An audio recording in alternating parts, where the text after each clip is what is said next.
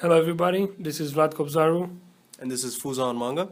and today we're going to talk to you about the thought process that a person goes through when he wants to change or create a new eating habit. Usually, when we decide to make a change in our eating habits, it has to be external factors that is motivating us to act. While most people change their diet because they want to lose weight, there are many that do it just because they want to keep healthy and fit. Some do it to try something new. Some want to follow certain celebrities in hope that they'll keep the looks through the years. Something that is a certain diet. Now, there are also cases when a certain diet is mandatory and that it is usual in people with some sort of sickness like diabetes or people that have genetic diseases and are intolerant to gluten, some meat or dairy.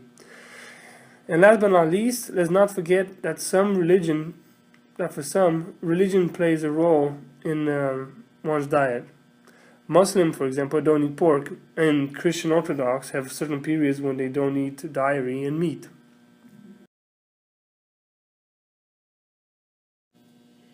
Now the question is, how are we creating or changing new habits? While making new habits might not be as difficult, changing habits is a whole other story. And since we're talking about food, it's quite understood that we already have an eating habit because we've been eating for quite some time now. Sometimes habits fit the environment we live in, and so we change the environment, we change the habit as well. Most of the time, however, we need to go through a challenging process and really focus on the diet we want to make a habit out of. In order to do that, you need to know yourself and how you respond to different diets. Then you have to create a plan and stick to it until it becomes naturally embedded in your reflexes, so to speak. Such a plan would include an area of products, a quantity, and a time interval. All this thought out to achieve the goal you've created. Now let me give you a practical example. Me, I'm a student athlete here at Augusta University, and I live in a university village, which means I need to take care of my own nutrition. Because of the many years I've been living with myself, I noticed a few things, and I came to the conclusion that I have an ectomorph body type, and therefore I have a really quick metabolism. Ectomorph? What is that? You might be wondering. Well, there are commonly three rough forms of body types out there: ecto, meso, and endomorph, as you can see in the image. While the ectomorph is typically skinny, doesn't gain weight easy, and has a really fast metabolism, the mesomorph is naturally strong, gains muscle and fat easier than ectomorph, and endomorph typically are short and stocky and gains fat very easily, find it hard to lose fat and because of the slow metabolism. So now you understand.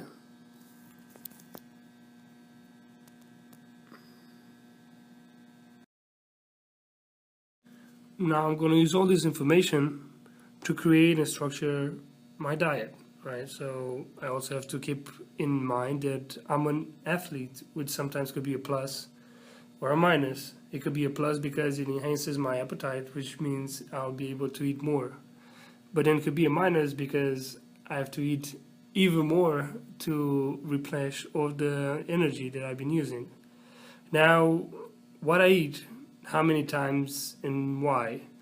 Well, usually I'm trying to eat around 3 to 4 solid meals a day and about 2 or 3 snacks. In these meals, I'm making sure to cover my need for carbohydrates and proteins. For example, I'm going to have pasta with some chicken breast, let's say. And the snacks can be anything from granola bar to sandwiches. Now, I also keep in mind what I eat, that I have to eat efficient because our body cannot digest more than 30 grams of proteins in about 2 hours at a time, depending on the type of proteins that we eat. So even though there's more to it, now we got a pretty rough idea of what it takes to make a new diet, at least from my perspective. So I'm an ectomorph. I gain weight really slow and I lose it fast. You must be thinking this is the way to be, but it's not quite so. It can be also a disadvantage.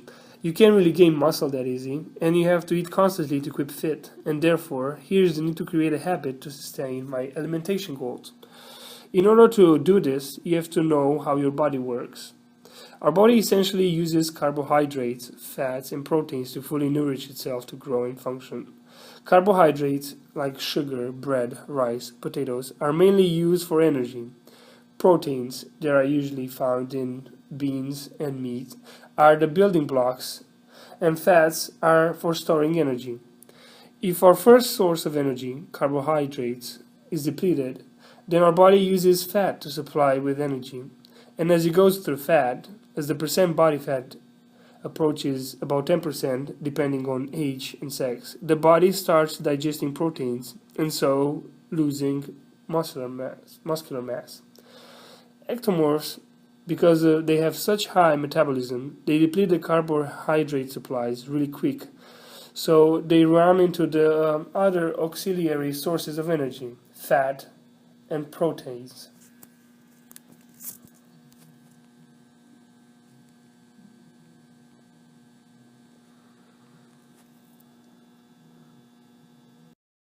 We also did a survey of students on campus. The question we asked was, what is the thought process that a person actually goes through before changing or creating an eating habit? We got many colorful responses like, is it that time of the year again to bulk? Maybe tomorrow I would decide to eat healthier. Should I eat more protein and less carbs or vice versa? Or should we plan a diet or, eat just healthier? We also gathered some advice from a local nutritionist. This is some things that she said to us. Always think before you buy anything to eat. Take your time, shopping for groceries.